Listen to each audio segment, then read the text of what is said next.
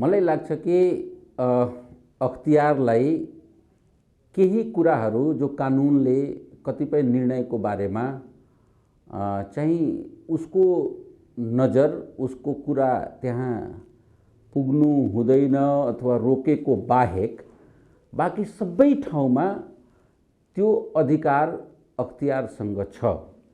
खाली के कुरा थियो भने अब त्यो जाने बेलामा त्यसको विधि र प्रक्रियाहरू पालन भएको छ कि छैन। यदि पालन भएको छ भने हामी एकदम प्रष्टताका साथ ओभरसाइट एजेन्सीहरूलाई हामीले त्यो अधिकार भित्र रहेर छानबिन गर्न दिनुपर्छ र त्यो कुरा मैले बोलेकै हो। मैले प्रदेश सभामा त्यो कुरा बोलेकै हो, किनकि डबल स्ट्यान्डर्डमा कसैले काम गर्नु हुँदैन। एकातिर त्यही पार्टीका कतिपय मान्छेहरूले अख्तियारको काम ठीक छ, अख्तियारले अमुक ठाउँमा आएर छापा मार्देओस् भनेर उनीहरूले काम गर्ने र त्यही अख्तियारका मान्छेहरू मुख्यमन्त्री कार्यालयमा गएर छानबिन गर्यो भने त्यो गलत कसरी हुन सक्छ। त्यसकारणले मैले त्यो भनेको हो। अब त्यो कहाँ हरायो भने म चिन्तित छु यहाँ, किनकि त्यो छानबिन पछाडि पनि बर्दिवास त्यतिबेलाको प्रदेश नम्बर 2 को अख्तियारको प्रमुख कार्यालयले अथवा अहिलेको मध्य प्रदेशमा रहेको कार्यालयले उहाँहरूले प्रथम चरणको रिपोर्ट पनि सार्वजनिक गर्नुभयो कि साइकल खरिदमा अनियमितता देखिएको हो र फर्दर अझ सघन तपाईको छानबिनको लागि हामी प्रक्रिया अगाडि बढाउँदैछौँ भनेर उहाँको सार्वजनिक रूपमा अभिव्यक्ति आयो। अब अहिले कहाँ हरायो? तपाईँ जस्तै म पनि चिन्तित छु। अब कस्तो छ भने भन्नलाई त जे पनि भन्न सकिन्छ। तलको सरकार प्रदेश सरकारमा जसपाकै नेतृत्वमा तलको सरकार छ, माथिको सरकारमा जसपा पार्टीको शानदार चाहिँ सहभागिता छ। 4-4वटा क्याबिनेटमा उहाँहरू हुनुहुन्छ र लोसपाले लगाइदियो यो भन्नु त एकदम आधारहीन कुरा हो र त्यस्तो कुरामा हामी विश्वास पनि गर्दैनौँ। हाम्रो यसमा कुनै तपाईको रुचि पनि थिएन। तर स्वाभाविक रूपले मुख्यमन्त्री कार्यालय कुनै एउटा अमुक पार्टीको होइन, त्यो अहिलेको मध्य प्रदेशको सबै जनताको आस्थाको केन्द्र कार्यालय हो। त्यहाँ यदि कुनै गतिविधि हुन्छ, त्यहाँ यदि जनताको साख गिराउने मनोबल गिराउने यदि कुनै काम त्यो कार्यालयले गर्छ भने त्यसलाई त हामी सहन सक्दैनौँ। यसमा म यसको आधारमै प्रश्न उठाएको व्यक्ति हुँ र म गर्वका साथ यस कुरामा म ठोकेर म आफै पनि मन्त्री परिषदको सदस्य रहँदाको बखत पनि मैले भनेको कुरा हो। यो के भनेको थिएँ भने सरकारले कार्यक्रम ल्याउने हो, मुख्यमन्त्री कार्यालय अथवा मुख्यमन्त्रीको नाममा चल्ने आयोजनाहरू, प्रोजेक्टहरू, प्रोग्रामहरू, त्यो जुन मिनिस्ट्रीसँग जोडिएको प्रोजेक्टहरू हो त्यो मिनिस्ट्रीले त्यसलाई इम्प्लिमेन्ट गर्ने, कार्यान्वयन त्यसले गर्ने हो। मुख्यमन्त्री एउटा सबै मन्त्रालयको प्यारलल समानान्तर कार्यालय खोलेर सञ्चालन गर्ने कार्यालय हुँदै होइन। यो कुरा मैले सुरुदेखि मन्त्री परिषदमा रहँदाको बखतदेखि मुख्यमन्त्रीजी लगायत सम्पूर्णसँग त्यस बेलाको जम्मै हाम्रा त्यहाँ रहेका मुख्य सचिवहरूसँग हामीले कुराहरू राख्दै आएका थियौँ। तर त्यसको भित्री इन्ट्रेस्ट त तब मात्र मैले जाने जब अख्तियारका छापा पर्यो। किन? बेटी बचाओ बेटी पढाओ कार्यक्रम त सामाजिक मन्त्रालयले सञ्चालन गर्नुपर्ने कार्यक्रम हो नि, त्यो मन्त्रालयले दिनु पर्थ्यो। तर त्यो कार्यक्रम कसले सञ्चालन गर्यो? मुख्यमन्त्री कार्यालयले। त्यति मात्र होइन, पोखरी सौन्दर्यीकरणको कुराहरू अहिले उठिरहेको छ। पोखरी सौन्दर्यीकरणको कार्यक्रम कसले सञ्चालन गर्ने? त्यहाँ पर्यटन मन्त्रालय छ, लाइन मिनिस्ट्री उसको पर्छ, उसले बनाउनु पर्थ्यो। तर त्यो कार्यक्रम कहाँबाट सञ्चालन भयो? मुख्यमन्त्री कार्यालयबाट सञ्चालन भयो। त्यति मात्र होइन, छोरी बिमाको कुरा अहिले हामीले यति भव्यताका साथ, यति महत्त्वका साथ त्यो कुराहरू उठायौँ। त्यो अर्थ मन्त्रालयसँग जोडिएको विषय हो। पैसा कहाँबाट आउँछ, कसरी सञ्चालन हुने, कुन ब्याङ्कसँग ग्यारेन्टी गर्ने, कुन ब्याङ्कले लगानी गरिदिन्छ। तर त्यो सब काम कसले सञ्चालन गर्यो? मुख्यमन्त्री कार्यालय त एक प्रकारले सबै मन्त्रालयको समानान्तर कार्यालयको रूपमा प्रदेश नम्बर 2 मा, तत्कालीन प्रदेश नम्बर अहिलेको मध्य प्रदेशमा स्थापित हुन गयो। म्यान पावर त्यहाँ छैन, त्यो सब काममा इन्जिनियर लाग्छ, त्यो सब काममा टेक्निकल म्यान पावर लाग्छ। गर्ने काम डीहरूले गर्ने काम त्यहाँ एकदम जुनियर कर्मचारीहरूबाट त्यो साथीहरूबाट त्यो गर्न लगाइएको छ। भौतिक मन्त्रालयमा टेक्निकल म्यान पावर छ, त्यहाँ गर्नुपर्ने कामहरू पनि त्यो मन्त्रालयले गरिरहेको छ। यो सबले गर्दा हामी कतै न कतै म के मायनेमा कन्भिन्स छु भने हामी भद्रगोलतालाई निम्त्यायौँ। हामी भद्रगोलताको माने प्रारम्भिक बिन्दु हामी नै सुरु गऱ्यौँ, प्रारम्भ गऱ्यौँ भनेपछि त भद्रगोलताबाट सुरु गरेको परिणाम त राम्रो त आउँदैन। त्यसले भद्रगोलताबाट गरेको परिणाम यात्रा परिणाम पनि भद्रगोल आयो। अब यो खालि एउटा काम गर्ने प्रक्रिया अथवा काम गर्ने तौर तरिकाबाटै सम्पूर्ण सङ्घीयतालाई यदि हामी हेर्ने हो भने फेरि अलिकति न्याय हुँदैन जस्तो लाग्छ। अरू विषयहरूमा मध्य प्रदेश धेरै विषयहरूमा, खालि मध्य प्रदेश भनेको मध्य प्रदेशको सरकार त होइन नि, मध्य प्रदेश भनेको मध्य प्रदेशको सरकार पनि एउटा हो। प्रदेश सभा छ, त्यहाँको बुद्धिजीवीहरू छन्, आम नागरिकहरू छन्, त्यहाँका अन्य सेक्टरहरू छ। त्यो कसरी सोचिरहेको छ त? त्यो उहाँहरूको सोचाइमा सरकार बाहेकका प्रदेश सभा एकदम तपाईको डेमोक्रेटिक हिसाबले सङ्घीयतालाई आत्मसात गर्ने हिसाबले एउटा भनौँ न कि कसरी सङ्घीयतालाई प्रान्तीयतालाई संस्थागत गर्ने, नियम कानुन बनाउनेमा एकदम एउटा सहज वातावरण बनाउने, राष्ट्रिय महत्त्वको प्रदेशको महत्त्वको योजनाहरू प्रोजेक्टहरूमा एउटा सहज वातावरण बनाइदिने, कानुन निर्माण गर्ने सवालमा एउटा सहजता अपनाउने, संसद चलाउने सवालमा सहजता अपनाउने, यो सब कुराहरू फेरि सङ्घीयतालाई संस्थागत गर्ने सवालमा अगाडि बढ्यो। प्रदेश सरकारले पनि क्वाइन गरेका कतिपय महत्त्वपूर्ण कुराहरू जो यो नेपालमै उदाहरणको लायक छ। जसरी भनौँ न, म भौतिक मन्त्रालयको जिम्मेवारीमा रहँदा हामीले प्रत्येक निर्वाचन क्षेत्र, प्रदेश सभाको निर्वाचन क्षेत्र, त्यहाँ 64वटा निर्वाचन क्षेत्र छ। प्रत्येक निर्वाचन क्षेत्रमा 5 किलोमिटर पक्की सडक अथवा पिच सडक हामी बनाउँछौँ। त्यो भनेको 350 किलोमिटर हो। 5 सालको लागि बनेको सरकार, 1 साल कर्मचारी छैन, 1 साल कार्यालय छैन भनेपछि 2 साल 3 साल काम गरेको सरकारले 350 किलोमिटर सडक एउटा प्रदेशमा, 8 जिल्लाको प्रदेशमा बनाउँछ भने त्यो ठुलो उपलब्धि हो। यस्ता धेरै, इभन बेटी पढाओ बेटी बचाओ पनि कार्यक्रम त हामीले बहुत उम्दा महिला सशक्तिकरणको सवालमा धेरै राम्रो कार्यक्रमहरू ल्यायौँ नि। दलित सशक्तिकरणको सवालमा पनि राम्रो कार्यक्रमहरू आयो नि। किसानहरूको लागि हामीले राम्रो कार्यक्रम ल्यायौँ नि। खेत खेतमा पानी, हात हातमा काम भनेर कार्यक्रम त हामीले ल्याएकै हौँ। बस सञ्चालन गर्नको लागि एउटा हामी कार्यक्रम ल्यायौँ। 8 जिल्लामा मान्छेहरूलाई कमसेकम सङ्घीयता आएको छ।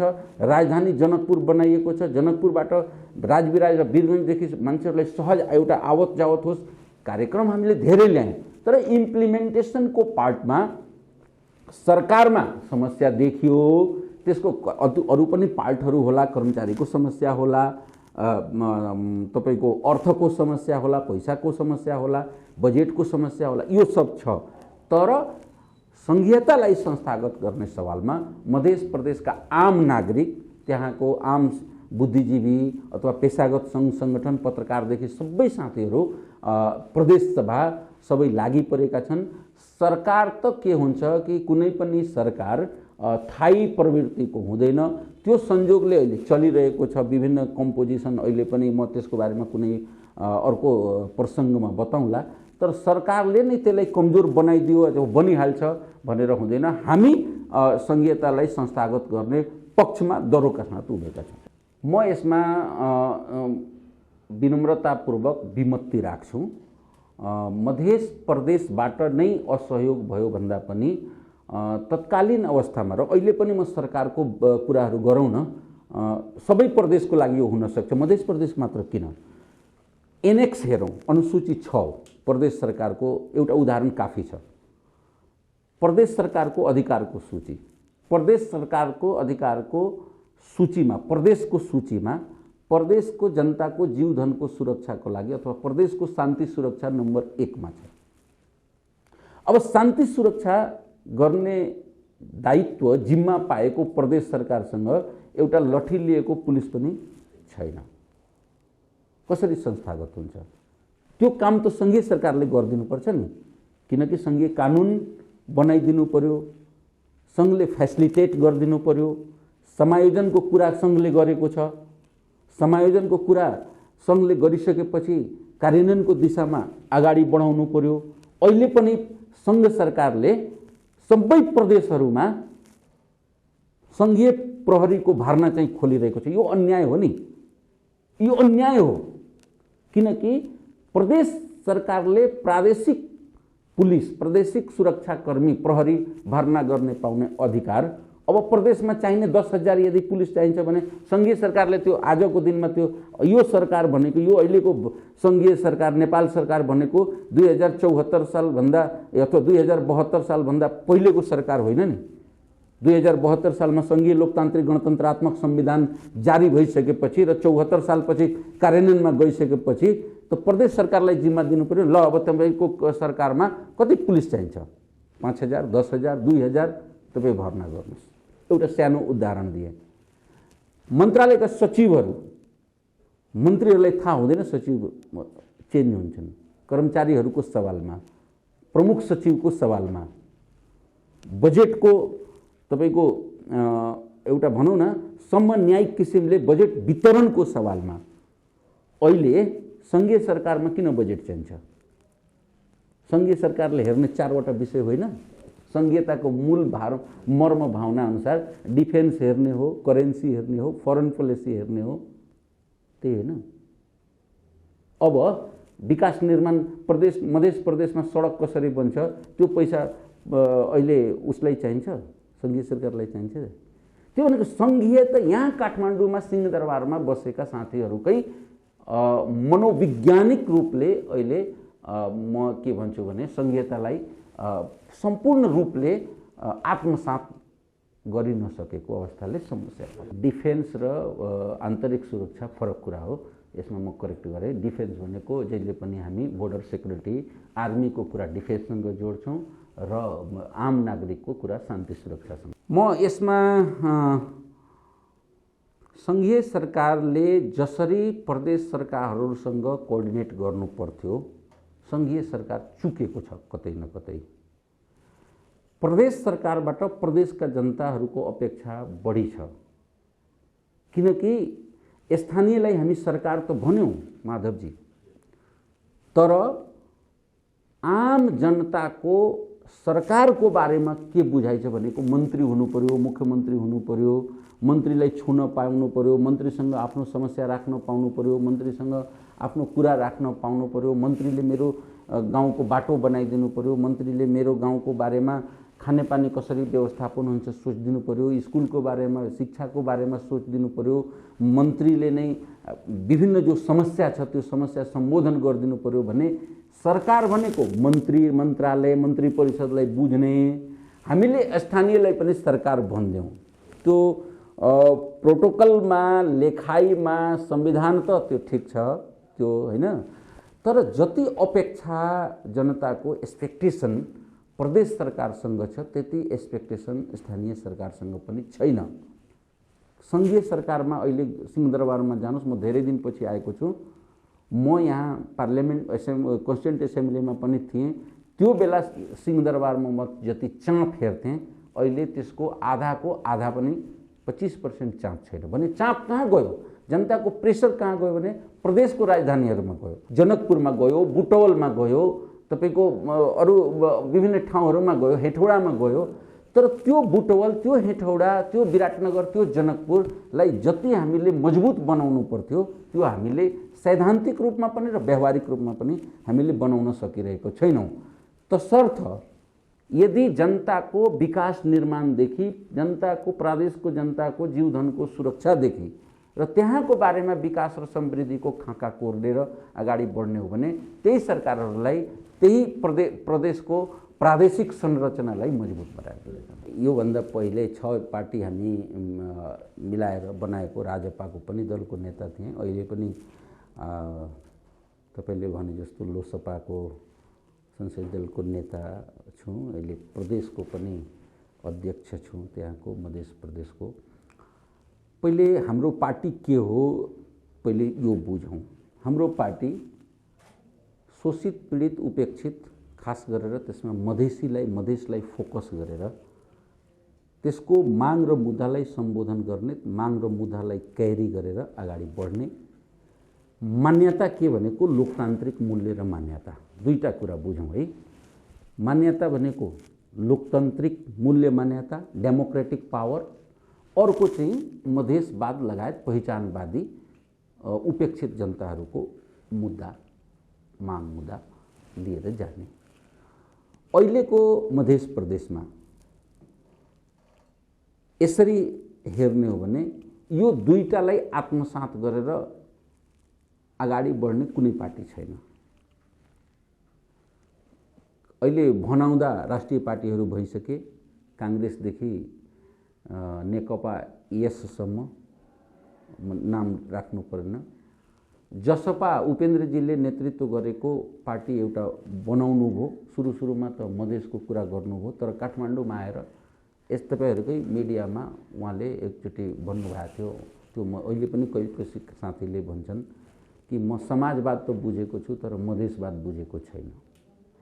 त मधेसवाद अथवा मधेसको पीडा कसले बुझ्यो त? मधेसको पीडा बुझ्ने पार्टी त अब लोसपा बाहेक त रहेन। तसर्थ लोसपा नै, लोकतान्त्रिक समाजवादी पार्टी नै मधेसी, दलित, आदिवासी जनजाति लगायत थारू लगायतको मनोभावनाको कदर गर्दै त्यो मुद्दाको सम्बोधन गर्ने गराउने लोकतान्त्रिक मूल्य मान्यताका एउटा मूल पार्टी हो। त्यस कारणले मात्र मध्य प्रदेश होइन कि तपाईको झापा मोरङ सुनसरीको कुरा गर्नुहोस्, तपाईँ नवलपरासी रूपन्देही कपिलवस्तु बाँके बर्दियाको कुरा गर्नुहोस्, यसको बीचमा लोसपा यो मुद्दाको नेतृत्व गर्ने मूल पार्टी हो। तथ्यमा टेकेर कुरा गर्दा बढी सत्य हुन्छ भन्छन्। एक त पहिले कुनै पनि राजनीतिक पार्टीको गठन हुँदा, निर्माण हुँदा उसले आफ्नो एजेन्डा कसरी सम्बोधन गर्ने त? जबसम्म ऊ सत्तामा पुग्दैन तबसम्म उसको एजेन्डा सम्बोधन हुँदैन। तसर्थ राजनीतिक पार्टीको गठन सत्तामा गएर जनताको पक्षमा उठाएका माग र मुद्दाहरूलाई सम्बोधन गराउने उसको घोषणापत्रमा लेखेको हुन्छ। त्यसकारणले हाम्रो पार्टी पनि सत्तामा जानु यो कुनै मलाई लाग्छ कि यो गलत कार्य होइन। तर सबै सत्तामा लोसपा गएको छैन। बडा म तथ्य तरिकाले भन्दैछु। 2074 सालमा हामी स्थानीय निर्वाचनमा गयौँ। 74 सालमा चुनाव भयो, आम निर्वाचन भयो, राजपा थियो। राजपा र त्यो बेलाको सङ्घीय समाजवादी पार्टी उपेन्द्रजीले नेतृत्व गरेको पार्टी हामीले मध्य प्रदेशमा एलायन्स गरेर चुनाव लड्यौँ। ठिक छ। उपेन्द्रजी ओलीजीको सरकारमा जानुभयो, 2 वर्ष बस्नुभयो, राजपा गएन। ठिक छ। विषम परिस्थितिमा ओलीजीले पछिल्लो चरणमा मधेसले उठाएका मागहरू म सम्बोधन गर्छु र उहाँले धेरै हदसम्म म त्यो बुझ्दा भन्छु। तपाईँले बडा गर्वका साथ मधेसी जनता लगायतका नेपालका जनताले बुझ्नुपर्ने स्थिति छ।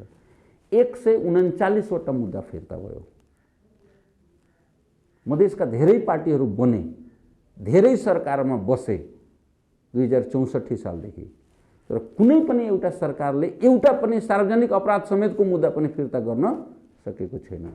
त्यो लोसपा हो जसले 139 वटा धनुषा महोत्तरी लगायतका मुद्दाहरू फिर्ता गरायौँ। नागरिकताको ठुलो समस्या छ, मधेसमा मात्र होइन अपितु पुरै देशमा समस्या छ। यहाँ जन्मिनुलाई तपाईँ एउटा बच्चाको जन्म दिनुभयो आमा बुवा भएर तपाईँले वडा कार्यालयमा जन्म दर्ता गरिदेऊ, मेरो छोरा जन्मेको छ, छोरी जन्मेको छ, बच्चा जन्मेको छ, वडा सचिवले भन्छ पहिले नागरिकता लिएर आउनुहोस्। तपाईँको नागरिकता छैन भने त्यो जन्मेको बच्चा अनागरिक भयो, उसको हुँदैन। तपाईँ रोजगारमा जानुहुन्छ, नागरिकता चाहिन्छ। तपाईँ मरिसकेपछि तपाईँको कसैको घरमा यदि उसको गार्जियन अभिभावकको मृत्यु भयो भने मेरो अभिभावकको मृत्यु भयो, मलाई प्रमाणपत्र देऊ भने नागरिकता मान्छ। भनेको जन्मदेखि मर्ने बेलासम्म नागरिकता चाहिन्छ र त्यो लाखौँ मान्छे अहिलेसम्म अनागरिकको स्थिति छ। हाम्रो पार्टीले मान्य मोहन ठाकुरजीले केपी ओलीसँग कुरा गरेर हामीले अध्यादेश ल्यायौँ। अध्यादेश आयो नि नागरिकता, पुरा जग जाहेर छ। सुप्रिम कोर्टले त्यसलाई खारिज गरिदियो। अब त्यो छुट्टै पाठ छ।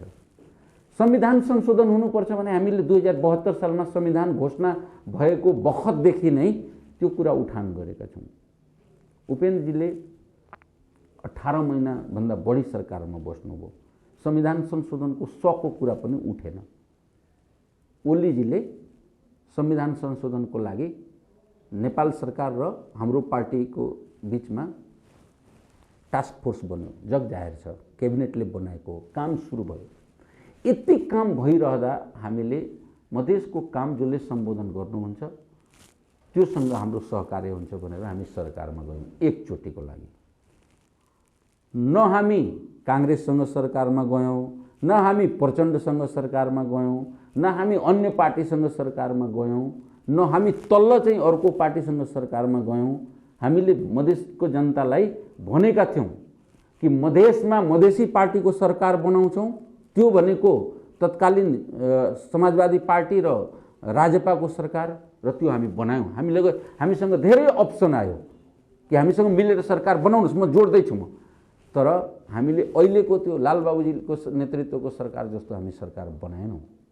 मैले कहाँ जोड्न चाहे भनेको लोसपा मात्र एउटा यस्तो पार्टी हो जो ऊ आफ्नो मुद्दामा अडिग रह्यो र जोसँग मुद्दा मिल्यो होइन भने सत्ताको लागि कहिले पनि हानथाप गरेन। ऊ त्यो तपाईको कुरासँग 100% इन्कार गर्ने स्थिति छैन। त्यसलाई कृत्रिम किन कस्मेटिक कहाँ देखियो भने 1 साल रहँदा पनि त्यो पार्टी जस्तो चलेन, समायोजन हुन सकेन, केन्द्रीय समिति एउटा बन्न सकेन, एउटा समान कार्यक्रमहरू बन्न सकेन, सबै नेताहरू एक मञ्चमा जान सक्नु भएन।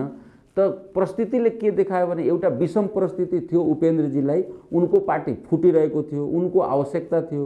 एउटा महन्त नेता चाहिँ सन्त नेता उहाँ मोहन ठाकुर भेटाउनु भयो, मलाई जोगाइदिनुहोस् भनेर उहाँले पार्टी चाहिँ एकीकरण गरेर उहाँको पार्टी विभाजनबाट चुट्टिनबाट जोगाइदिनु भयो। त्यसपछि समस्या टर्यो, कुरा फेरियो, कुरा जहाँको त्यहीँ रह्यो। त्यो त्यसैले मैले भने माधवजीले उठान गरेको कुरा, राख्नुभएको कुरासँग 100% इन्कार गर्ने स्थिति छैन। सबभन्दा पहिले त उपेन्द्रजीसँग काम गर्न सकिँदैन भनेर नेपालको राजनीतिकमा यो हिसाब त म ठिक तरिकाले जोड्दैन। तर 2054 सालमा उहाँ मधेसी जनअधिकार फोरमको एउटा नन पोलिटिकल पार्टीको अध्यक्ष हुनुभयो। 54 सालदेखि 78 सम्म आउँदा 24 वर्ष हुन्छ सायद, मैले ठिक गणितको विद्यार्थी हो भने। 24 वर्षमा उहाँसँग काम गर्ने मान्छे, 10 वर्ष 15 वर्षसम्म पनि काम गर्ने मान्छे कोही पनि नेतृत्व स्तरमा रहेनन्।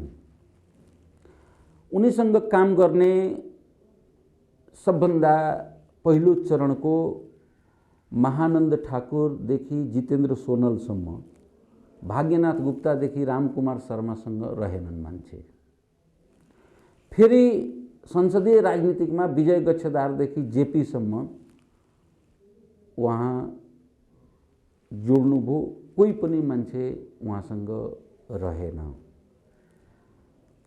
पछिल्लो चरणमा सङ्कटको घडीमा जुन 2 सिट मात्र जुन उपेन्द्रजीले जिते 2070 सालमा, त्यो अर्को सिट जित्ने एउटा सांसद समेत उहाँसँग रहेन। भनेपछि बडा विकट अवस्थामा महन्तजीसँग अथवा तत्कालीन राजपासँग उहाँ एकीकरण गर्नुभयो, त्यसलाई पनि 1 साल जोगाउन सक्नु भएन। भनेपछि एउटा चरित्र ट्रेन्ड के देखिया छ भने उहाँसँग काम गर्न बडा गाह्रो छ, कतै न कतै समस्या छ। कुनै दिन बताउँला। अब रह्यो बाबुरामजीसँगको कुरा, त उहाँहरू पहिले एउटै पार्टीमा हुनुहुन्छ। मेरो शुभकामना छ एउटा राजनीतिक कार्यकर्ताको नाताले कि अहिले उहाँहरू मिलेर काम गर्नुहोस्, गर्दै हुनुहुन्छ, प्रयास पनि गर्दै हुनुहुन्छ। अब भोलि के परिस्थिति बन्छ त्यसको बारेमा आजै टिप्पणी गर्दा अलिक चाँडै हुन्छ। तर उपेन्द्रजीसँग काम गर्न गाह्रो छ। बाबुरामजीसँग त 2064 सालमा हामी चाहिँ संविधान सभामा हुँदा बखत पनि टिमहरूमा छलफल हुन्थ्यो। बौद्धिक व्यक्तित्व हुनुहुन्छ, स्वाभाविक रूपले एउटा खाँका त उनको मस्तिष्कमा जहिले पनि छ। तर बाबुरामजी उपेन्द्रजी अहिले एउटै पार्टीमा हुनुहुन्छ। मेरो शुभकामना छ अहिले उहाँहरू एउटै पार्टीमा बस्नुहोस्, काम गर्नुहोस्। उपेन्द्रजीसँग काम गर्न गाह्रो छ। अब यो नेताको बिचमा तुलना गर्न बडा गाह्रो हुँदो रहेछ। मैले एक लाइन भने उपेन्द्रजीसँग काम गर्न बडा गाह्रो छ। कम्युनिस्ट भन्दा बढी फुट्ने पार्टी दल मधेसी हो। पातलो स र मोटो सको बहसमा फुट्छन् कम्युनिस्टहरू। त्यो गन्ने पर्ने हुन्छ हैन। कांग्रेसको पनि कम विभाजन भएको छैन। पार्टी निर्माण गर्ने जुन प्रक्रिया हो र पिरियड हो नि, त्यसमा यदि राजनीतिक विद्यार्थी, राजनीतिक शास्त्रको विद्यार्थीहरूले यो कुरा बुझ्नुपर्छ। म बुझ्दैछु।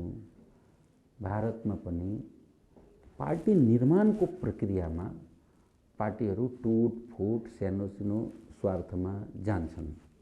नेपाली कांग्रेस 2002 सालमा बनेको पार्टी, 76 वर्षको पार्टी, त्यसको इतिहासमा कतिचोटि नेपाली कांग्रेस फुट्यो निर्माणको प्रक्रियामा गनाउनु हो भने गाह्रो हुन्छ। कति नेताहरू आए, बीपी कोइरालाले कुनै बखत म नाम यहाँ ठुलो नेता भनेर चिन्ने मान्छेहरू पनि नेपाली कांग्रेसमा टिक्न सकेनन्। कम्युनिस्टहरूको त अहिले पनि त्यही हाल छ। त्यसकारणले निर्माणको प्रक्रियामा पार्टीहरू विभाजन हुन्छन्, बन्छन्, यसमा समय लाग्छ। तर म के विश्वस्त छु भने लोकतान्त्रिक धारको मधेसवादको कुरा गरेर र उहाँहरूको वास्तविक समस्या जनताको, निमुखा जनताको, त्यहाँ भएको पछौटेपनको, त्यहाँ भएको विकासको जुन रियल सेन्समा जुन अहिले पनि देखिया छ नि समस्या, त्यो समस्यालाई सम्बोधन गर्ने हिसाबले जसरी लोसपा अगाडि बढ्दैछ, टावरिङ पर्सनालिटीहरूको जमात छ, लोकतान्त्रिक चरित्र बोकेको व्यक्तित्वहरू, नेतृत्वहरू र समाजमा पनि सामाजिक संरचनामा लागेका व्यक्तित्वहरू, यसले केही समय लाग्छ, 5 वर्ष लाग्ला, 10 वर्ष लाग्ला, तर यो नै मूल पार्टी भएर उभिन्छ। कस्तो छ भने यसरी नै मात्र उहाँले भन्नुभएको भन्दा पनि एलायन्सको पोलिटिक्स अगाडि बढिरहेको छ। म फेरि पनि तपाईहरुलाई यसको प्रक्रियाको कुरा गर्छु। जुन प्रकारको निर्वाचन प्रणाली हामीले अवलम्बन गरेका छौं, आत्मसात गरेका छौं, अहिले मिश्रित निर्वाचन प्रणाली हो। प्रथम हुने, निर्वाचित हुने 165 सीट र समानुपातिक प्रक्रियाबाट 110 सीट। यस्तो किसिमको प्रणालीमा थाई सरकार दिनको निमित्त तपाईको यो जुन प्रणाली हो, यसले एउटा कुरा डिमान्ड के गर्छ भने एउटा सिंगल पार्टीले यस्तो प्रणालीमा मेजोरिटी हासिल गर्न जहिले कहिले पनि सक्दैन। यसको त शर्त यस्तो कुराहरुमा, यस्तो विषयमा जहिले पनि लिड गर्ने भनेको तपाईको गठबन्धनले हो। महन्त ठाकुरजीले लगातार केही कुरा भन्दै हुनुहुन्छ कि यस्तो परिस्थितिमा गठबन्धनको राजनीतिक अगाडि बढ्ने हो। अब कुन गठबन्धन कुन पार्टीसँग कुन बेला कसरी हुन्छ यो अहिले भनिरहँदा अलिकति अर्ली पनि हुन्छ, जल्दीबाजी हुन्छ, तर गठबन्धनको राजनीतिकले मात्र थायित्व दिन्छ। अहिले हामी इन्डियामा त्यत्रो डाइभर्स भएको, त्यत्रो ठुलो पपुलेसन, त्यत्रो ठुलो लोकतान्त्रिक देशमा, दुनियाँको सबभन्दा ठुलो लोकतन्त्र देशको हामी के हेर्दैछौँ भने तपाईको एलायन्सको पोलिटिक्स, त्यहाँ एनडीए र यूपीए को कुराहरू हेर्दैछौँ। तसर्थ हाम्रो मान्यता के हो भने एलायन्सको पोलिटिक्स अगाडि बढ्नुपर्छ, त्यसले मात्र थायित्व दिन्छ। तर लोसपाले कुनै एउटा अमुक पार्टीसँग आजै चाहिँ गठबन्धन गरिदिन्छ, यो चाहिँ टु अर्ली हुन्छ। उपेन्द्रजीसँग काम गर्न धेरै गाह्रो छ र अहिलेको परिस्थितिमा मैले राजनीतिकमा हुन त जे पनि सम्भव छ, सबै ढोका झ्यालहरू खुला हुन्छ, सबै सम्भावनाहरू खुला हुन्छ राजनीतिकमा, तर अहिले नै उपेन्द्रजीसँग गठबन्धन हुन्छ म देख्दैन। त्यो मेरो हाम्रो अध्यक्षजीले लगातार एमालेको अध्यक्ष केपी ओलीलाई उहाँलाई हामीले यसको लागि धन्यवाद दिइसकेका छौं।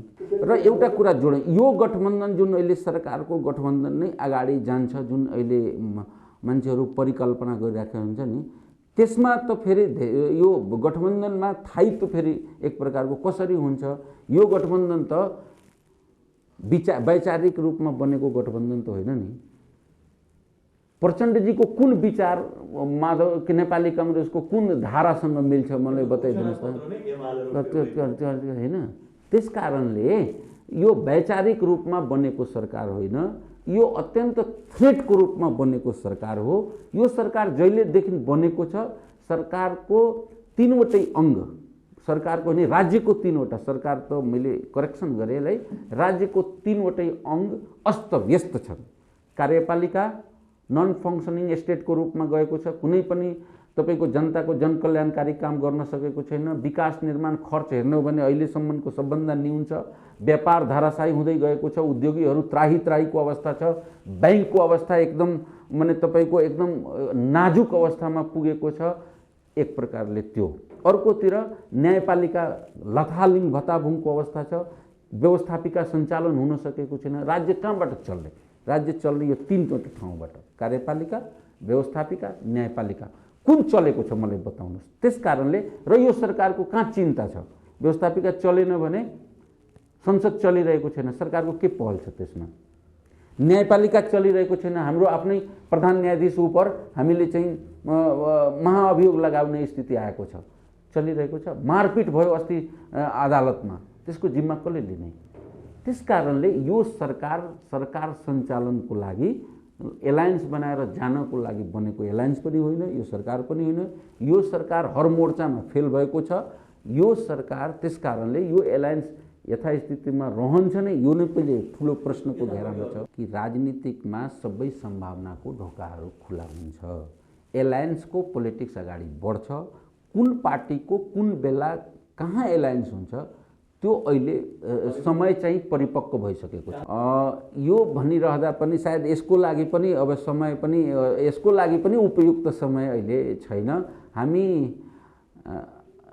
डक्ट्रिन अफ नेसेसिटी पनि हुन्छ एउटा पोलिटिक्समा। सबभन्दा पहिले त नेपालको जनतालाई म के मायनेमा सम्मान गर्छु भने धैर्यता अति छ। सबै परिवर्तनको लडाइँमा अग्रसरता देखाउनु भएको छ नेपाली जनता। त्यो सायद दुनियाँमा बहुत कम ठाउँमा त्यस्तो होला। म अहिले पनि विनम्रतापूर्वक मेरो आग्रह के छ भने हामी मूल्य र मान्यतालाई जोगाउँ, लोकतान्त्रिक मूल्य मान्यतालाई जोगाउँ, सिस्टमलाई संस्थागत गरौँ, व्यवस्थापिका प्रतिको हाम्रो सम्मान रहोस्, न्यायपालिका प्रतिको हाम्रो सम्मान रहोस्, सरकार जनकल्याणकारी काम गरोस्, मानव अधिकार एजेन्सीहरू सुरक्षित रहन्, स्वतन्त्र प्रेसलाई हामी प्रमोट गरौँ, आवधिक निर्वाचनलाई हामी आत्मसात गरौँ, यी महत्त्व बुद्धिजीवीहरूको सम्मान होस्। यी कुराहरू जो संस्थागत हुन् यिनीहरूले यदि दिगोपन पायो भने हामीले हाम्रो समाजको अगुवा, समाजको परिवर्तन गर्ने नेतृत्व, बौद्धिक नेतृत्व, राजनीतिक नेतृत्व, सामाजिक नेतृत्वलाई हामीले यदि सम्मान गर्यौं, हामीले उहाँहरूप्रति यदि हामीले ठोस सम्मान देखायौं, इन्स्टिट्युसन संस्थानहरूलाई हामीले संस्थागत गर्यौं भने कुन पार्टी सरकारमा जान्छ, कुन पार्टी सरकारबाट बाहिरिन्छ त्यो ठुलो कुरा होइन। संस्थाहरू हाम्रो मुलुक चाहिँ संस्थागत रूपले अगाडि बढ्छ। त्यसकारणले अहिलेको मैले नेपाली जनतामाथि